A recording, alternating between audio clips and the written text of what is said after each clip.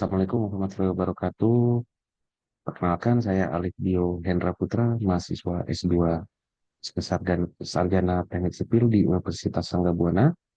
Hari ini akan menyampaikan tugas ujian tengah semester, yaitu reflective writing and review tentang beberapa materi yang sudah disampaikan oleh Bu Andini dan teman-teman saat mata kuliah manajemen infrastruktur hijau kemarin.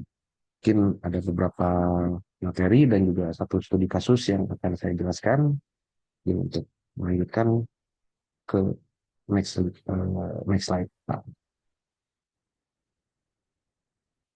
Yang pertama adalah tentang Green Infrastructure atau GI.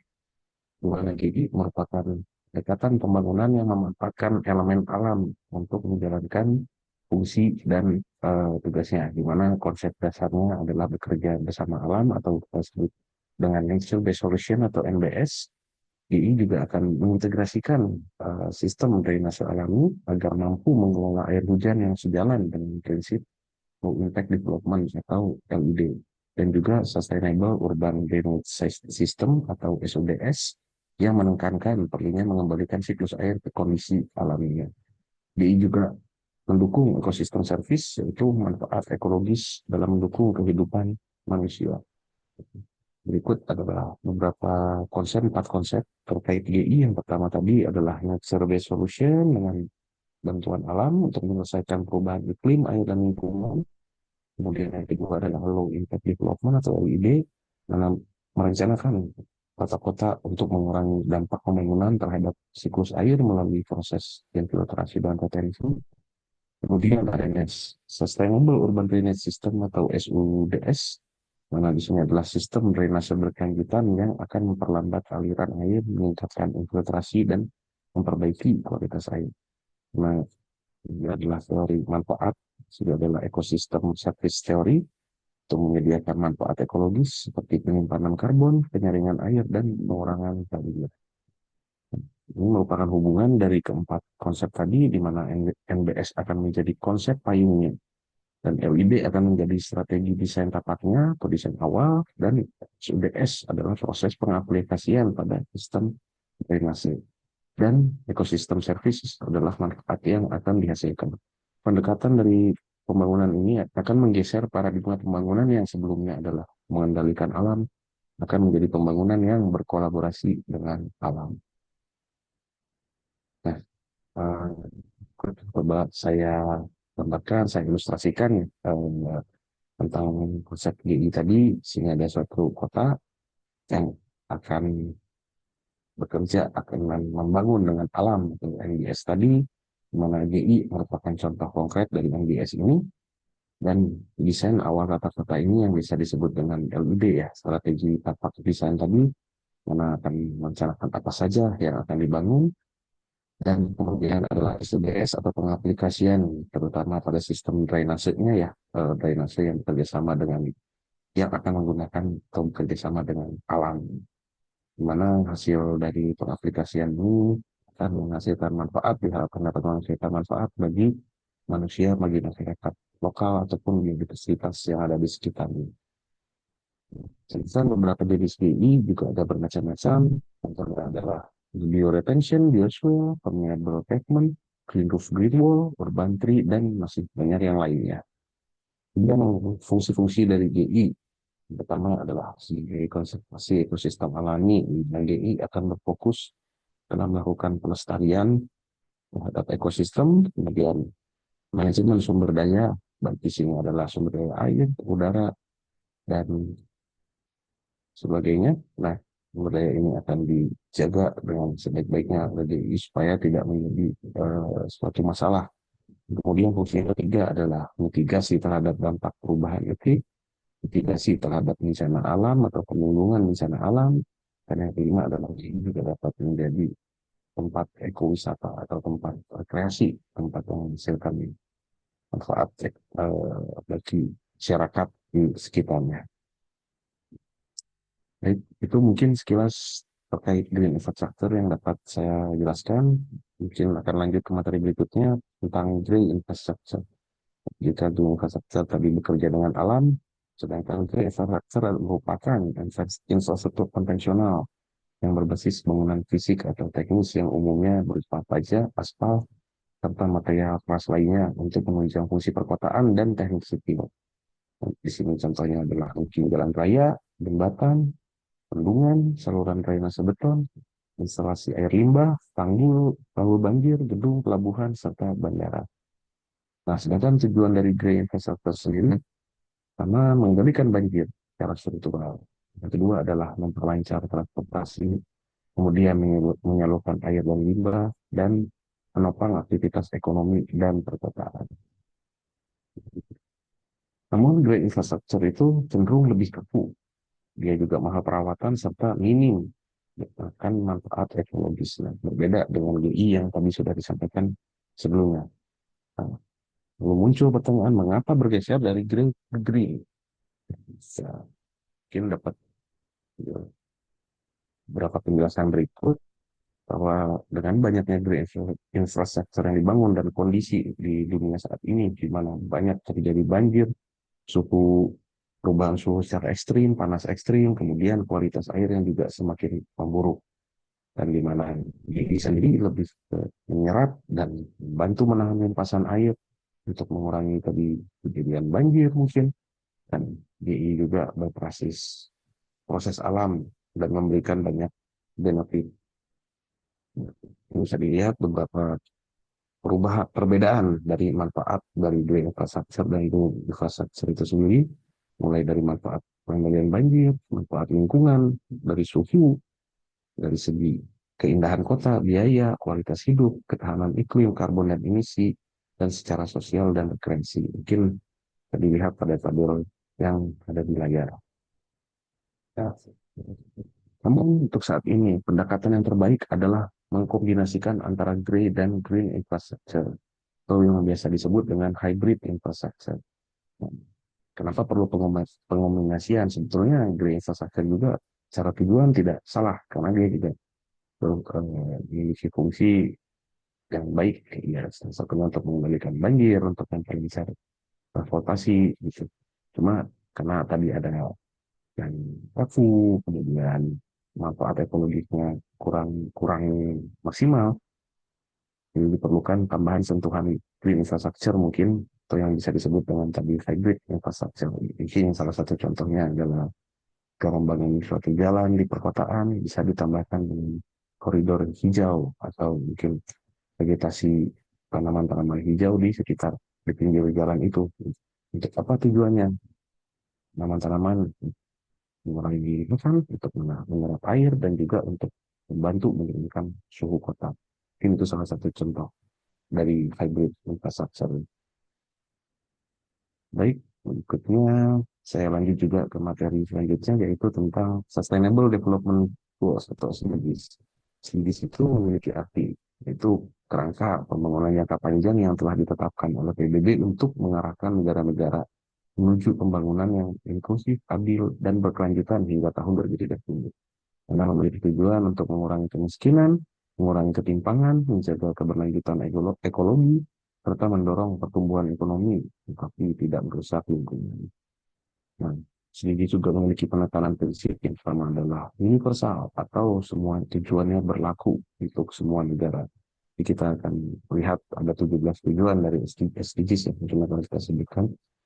Yang kedua juga prinsipnya adalah integrated, tujuan tadi akan saling terhubung satu sama lain. Dan ketiga adalah no one left behind, di mana tujuan pembangunan dari SDGs ini akan secara inklusif dan berkeadilan. Jadi tidak ada yang dinafikan. Yang keempat adalah sustainable, di mana SDGs ini memiliki tujuan untuk menjaga keseimbangan tiga pilar pembangunan, yaitu ekonomi, sosial, dan lingkungan. Prinsip utamanya ini bertujuan untuk mendukung 5P ini, di mana people atau warga, masyarakat, manusia akan dijaga, kemudian planet atau tempat tinggal kita ya, bumi, lalu adalah prosperity, kemakmuran, kemakmuran untuk semua yang ada di dalam bumi ini, gitu.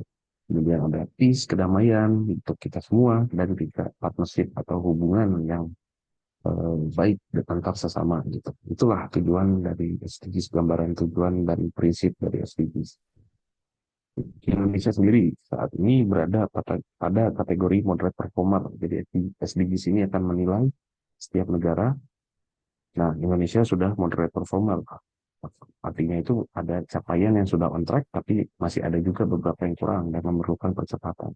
Di mana penilaian ini?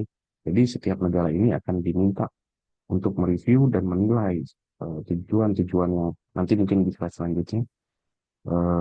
Dan penilaian itu akan disetor, akan diserahkan melalui National Voluntary Review dari PBB ya, badan yang di bawah PBB, dan penilaian itu kemudian akan dijadikan acuan oleh PBB untuk mengeluarkan kategori untuk setiap negara. Baik, mungkin itu, dan kemudian selanjutnya, nah, ini adalah tujuan dari SDGs, ada 17 tujuan. Pertama adalah negara tanpa kemiskinan, dunia tanpa kemiskinan, tanpa kelaparan, memiliki kesehatan yang baik, pendidikan berkualitas, kesetaraan gender, air bersih dan sanitasi yang layak, energi yang terjangkau dan bersih, kemudian ada pekerjaan dan pertumbuhan ekonomi yang merata, industri, inovasi, dan infrastruktur yang terbangun, kemudian adanya pengurangan kesenjangan, pembangunan kota dan pemukiman secara berkelanjutan, konsumsi dan produksi yang berkelanjutan, kemudian ada penanganan iklim, perubahan iklim, kemudian adalah penjagaan terhadap ekosistem laut dan daratan, yang ke-16 adanya institusi yang damai, adil, dan kuat, dan 17 adalah kemitraan global atau tadi hubungan antar sesama negara, atau sesama anggota untuk saling menjaga satu sama lain untuk fokus ke tujuan pembangunan inklusif dan adil dan berkeadilan tadi. Mungkin itu materi tentang SDGs. Selanjutnya saya akan lanjut ke materi tentang stormwater management dan pengendalian banjir dalam GI atau hidrologi dalam GI ya. Ini stormwater management system di mana GI akan membantu untuk proses stormwater management dapat membantu ya. Ada beberapa jenis GI yang dapat membantu untuk mengendalikan banjir atau stormwater management ini. Nah, stormwater sendiri merupakan suatu metode untuk mengelola limpasan air hujan agar tidak langsung mengalir ke saluran buatan. Dalam GI, air hujan akan dikelola secara alami melalui proses infiltrasi, penyerapan, dan penyimpanan sementara. GI sendiri ya tadi pada materi sebelumnya dengan konsep NBS-nya atau pendekatan alami kan memiliki tujuan untuk mengurangi limpasan permukaan atau runoff, memperlambat aliran air, meningkatkan infiltrasi ke dalam tanah, dan meniru siklus hidrologi alami. Jadi, ada hubungan antara GI dan stormwater management yang dapat disandingkan dan berperan untuk mengurangi debit banjir, menekan genangan di perkotaan, juga mengurangi beban saluran drainase yang konvensional atau green infrastructure tadi, dan juga dapat mengurangi risiko banjir di daerah hilir. Itu stormwater management dan dengan bantuan GI memiliki peranan dan tujuan seperti yang ada di layar. Nah, beberapa contoh penerapan mungkin dari GI untuk stormwater management. Ya, beberapa jenis GI. Yang pertama contohnya adalah rain garden atau taman cekung resapan untuk menampung dan meresap air hujan dari atap jalan dan jalanan. Memiliki prinsip desain yang bentuk berupa cekungan dangkal, terdiri atas tanah berpori dan tanaman lokal yang tahan akan genangan, juga memiliki saluran pembuangan atau overflow. Memiliki tujuan yang jelas untuk mengurangi limpasan air dan banjir lokal, menyaring polutan yang ada di air, yang ada di udara, serta menambah ruang hijau untuk mempercantik lingkungan. Kemudian yang kedua adalah swales, merupakan saluran bentuk saluran terbuka yang dangkal dan bervegetasi untuk mengalirkan air hujan secara terbuka. Memiliki prinsip desain, ya bentuknya seperti saluran, lalu dibangun dengan nilai titik kemiringan yang landai, dipenuhi dasar yang berumput, dan juga di sepanjang tepiannya akan dipadati dan diperkuat oleh banyak tanaman vegetasi. Tujuannya jelas untuk mengurangi kecepatan aliran air, menyerap sebagian limpasan air itu sendiri, mengurangi erosi, menurunkan beban drainase, juga dapat meningkatkan estetika di sekitarnya. Kemudian yang ketiga, penerapan ketiga adalah bioswale yang merupakan modifikasi dari swale tadi, tapi juga dilengkapi dengan media filtrasi untuk menyaring air hujan dan dari polutan. Jadi prinsipnya ya seperti swale, tapi dia ditambahi dengan media-media filtrasi berlapis, dilengkapi dengan vegetasi untuk menyerap polutan. Memiliki dasar yang berpori dan juga ada saluran pembuangannya. Tujuannya untuk menyaring polutan air, mengurangi banjir, meningkatkan infiltrasi, menurunkan suhu lingkungan, dan juga menambah ruang hijau.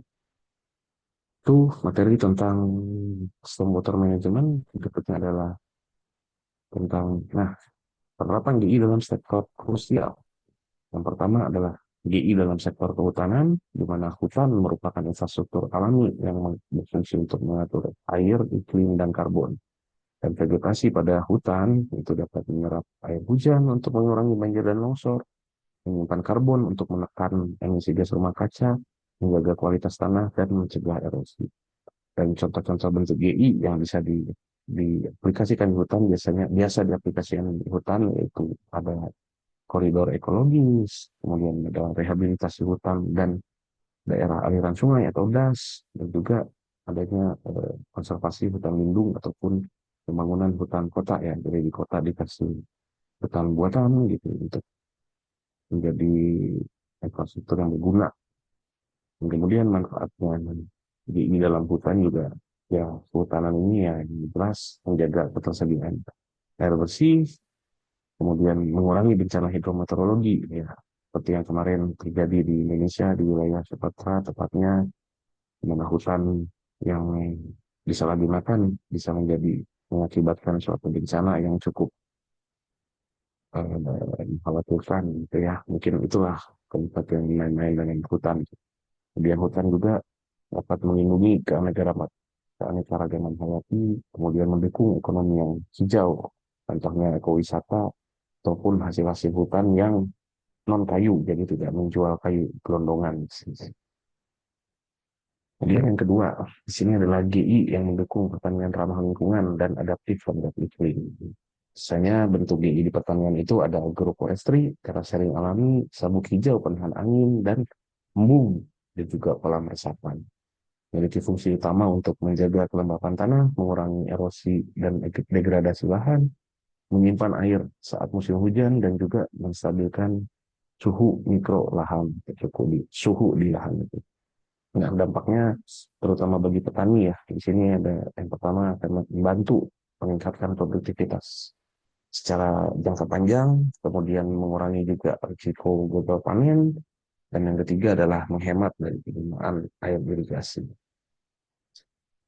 Yang ketiga, GI sebagai solusi adaptasi dan mitigasi dalam perubahan iklim kota. Bentuk GI di kota biasanya RTH atau ruang terbuka hijau. Kalau ada taman kota dan hutan kota, ada green roof dan green wall, kemudian bioswale dan rain garden, dan biasanya adalah koridor hijau perkotaan ya.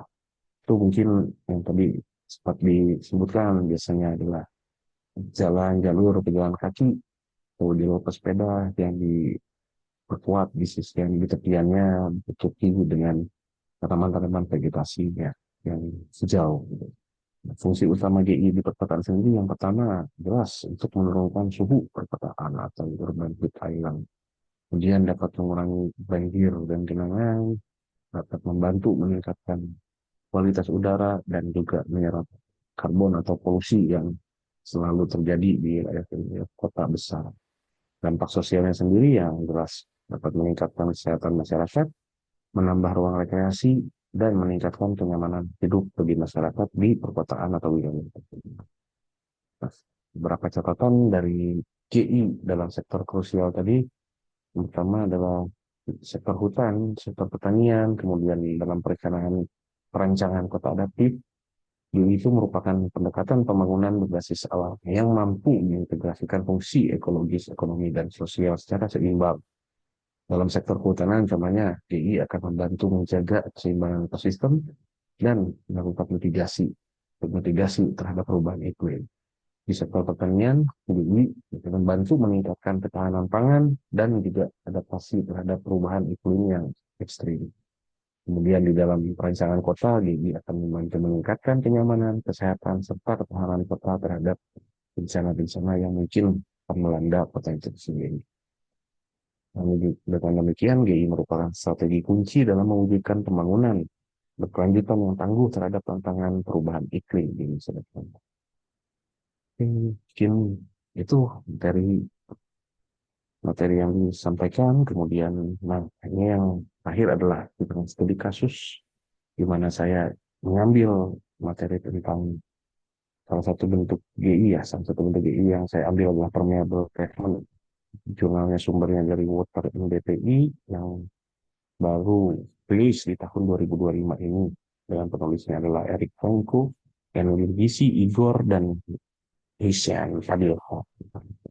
Latar belakangnya sendiri dari jurnal ini adalah urbanisasi ya, yang sangat masif. Memang kita tahu urbanisasi selama beberapa dekade terakhir cukup pesat, yang kemudian akan meningkatkan permukaan kedap air, di mana pembangunan akan terus-terusan dibangun di suatu wilayah atau suatu perkotaan, dan akan menyebabkan beberapa masalah seperti banjir, polusi, dan kenaikan suhu secara ekstrim atau urban heat island. Nah, bagaimana solusi untuk mengurangi dampak masalah perkotaan itu? Salah satu solusi dengan infrastruktur mungkin untuk digunakan, dan yang bisa diambil adalah salah satunya permeable pavement. Jadi kenapa permeable pavement? Permeable pavement merupakan sistem perkerasan berpori yang memungkinkan terjadinya proses infiltrasi. Kemudian permeable juga sangat mendukung pendekatan SUDS dan LID, yaitu merupakan konsep-konsep yang sudah disebutkan tadi, serta juga adanya konsep Water Sensitive Urban Design atau WSUD. Nah, permeable pavement ini tidak membutuhkan lahan yang luas seperti GI yang berbasis vegetasi lainnya. Kenapa? Kalau ada pembangunan parkir atau trotoar, bisa menggunakan permeable pavement, jadi tidak membutuhkan lahan baru ya. Yang seperti bisa dilihat di gambar permeable pavement. Nah, itu materialnya juga, contohnya ada beton berpori, aspal berpori, paving block berongga, serta agregat bergradasi sebagai lapisan bawah. Permeable paving juga memiliki beberapa fungsi. Yang pertama ada fungsi hidrologi untuk mengurangi limpasan permukaan, menurunkan debit puncak banjir, dan mengisi ulang air. Memiliki juga fungsi kualitas air. Nah, strukturnya yang berpori akan memungkinkan terjadinya proses filtrasi alami terhadap berbagai polutan seperti TSS, logam berat, minyak, dan nutrien.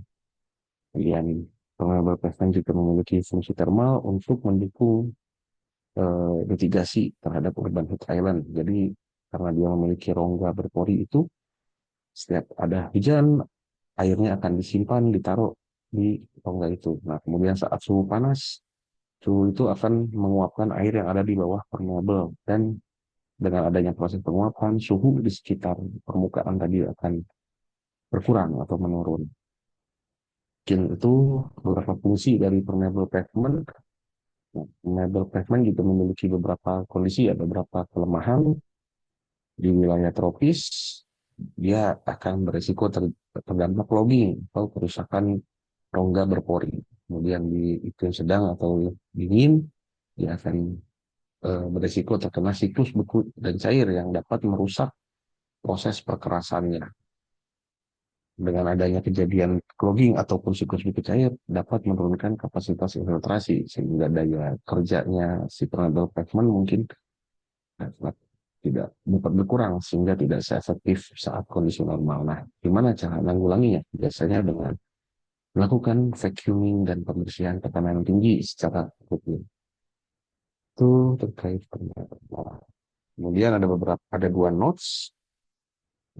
Dari sisi life cycle assessment atau LCA, permeable pavement memiliki dampak lingkungan yang cukup tinggi di tahap produksi awal. Yang kedua, secara ekonomi biayanya juga lebih mahal, sekitar 17-31% bila dibanding perkerasan konvensional atau dari gray infrastructure. Mungkin itu. Kemudian ini adalah kesimpulan dari studi kasus permeable pavement. Efektif, cukup efektif bila digunakan sebagai green infrastructure atau GI di perkotaan. Nah, dia dapat mendukung pembangunan kota secara berkelanjutan, hanya saja karena ada beberapa kekurangan dan keterbatasan tadi, mungkin wajib didukung dengan desain ataupun pemeliharaan yang baik serta dipilih. Mungkin berikut beberapa daftar pustaka yang saya ambil untuk menulis review writing dan ini dari beberapa materi kemarin. Di sini ada beberapa jurnal studi kasus, dan juga ada beberapa peraturan yang saya ambil. Baik, mungkin itu saja yang dapat saya sampaikan terkait tugas ujian tengah semester ini. Mohon maaf apabila banyak kesalahan, dan mudah-mudahan apa yang saya sampaikan dapat ada beberapa poin yang bermanfaat ya, dapat dimanfaatkan oleh para pendengar.